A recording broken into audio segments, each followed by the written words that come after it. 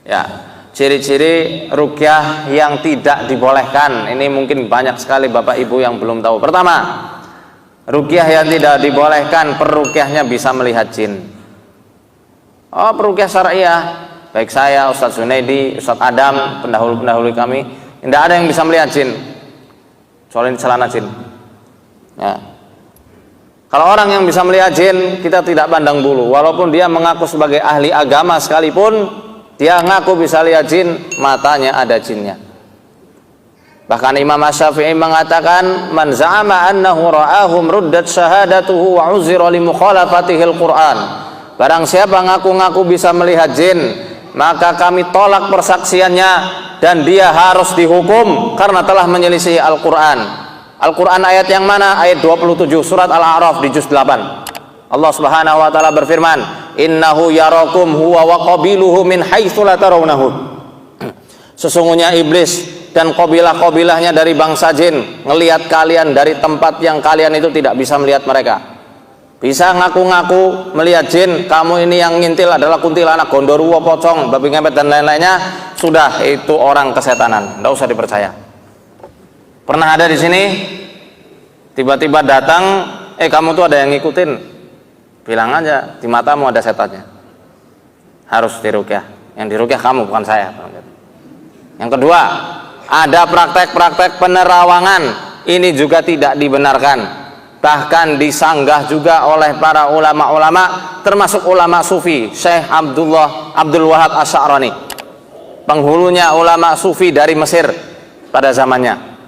Beliau mengatakan dalam kitab Al-Minnah Husaniyah cetakan Al-Haramain halaman 18. Beliau mengatakan, "Wa man kushifa lahu amma yaf'aluhu an-nasu fi qu'uri buyutihim, fa huwa kashfun syaitaniyun, fayajibu 'alaihi taubatu minhu fawran." Siapa yang bisa melihat apa yang dilakukan oleh orang-orang di celah-celah rumahnya, maka itu adalah penerawangan yang timbul dari setan dan wajib bagi dia bertobat saat itu juga. Ketiga, dalam praktek ruqyah syariah tidak ada praktek-praktek untuk menangkap jin ke dalam botol. Penjelasannya rada panjang, saya singkat karena 5 menit lagi. Yang keempat, tidak ada praktek-praktek mediumisasi, menangkap jin kepada orang yang nggak tahu apa-apa, dimasukkan jinnya. Kalau dalam Shaman King tuh yoi katai, Amidamaru masuk. Nah, itu tidak ada dalam ruqyah syariah. Kalau semacam itu ya nggak ada bedanya sama dukun-dukun. Nggak ada mediumisasi, hukumnya haram. Dalam kaidah usuliyah dikatakan al aslu fil madar at-tahrim. Hukum pokok dari sesuatu yang membawa madarat hukumnya haram. Kaidah usuliyah. Itu memadaratkan orang lain, tidak boleh. Yang keberapa tadi? Kelima, dalam praktek ruqyah syariah tidak ada praktek-praktek melukis wajah jin. Nggak penting. Kita nggak perlu ngurusi wajah jinnya mau cantik, mau laki, mau cewek. Udah, yang penting kita obati. Seperti itu ya. Kemudian tidak ada praktek-praktek mengusap telur, keluar paku, keluar jarum, itu nggak ada. Mentransfer penyakit ke kambing, kalau penyakitnya asam urat ditransfer ke kambing, kasihan tiap hari makan rumput, asam uratnya bisa makin kambuh gitu.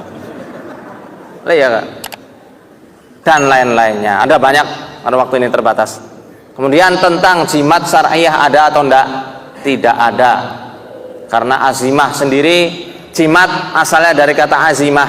Azimah itu sinonim dari kata ar-ruqyah. Tapi kalau jimat dalam bahasa Indonesia itu sebangsa kayak pring petuk, keris, tombak yang disucikan, maka tidak ada jimat syariah kalau ditinjau dari sisi bahasa Indonesia. Barakallah.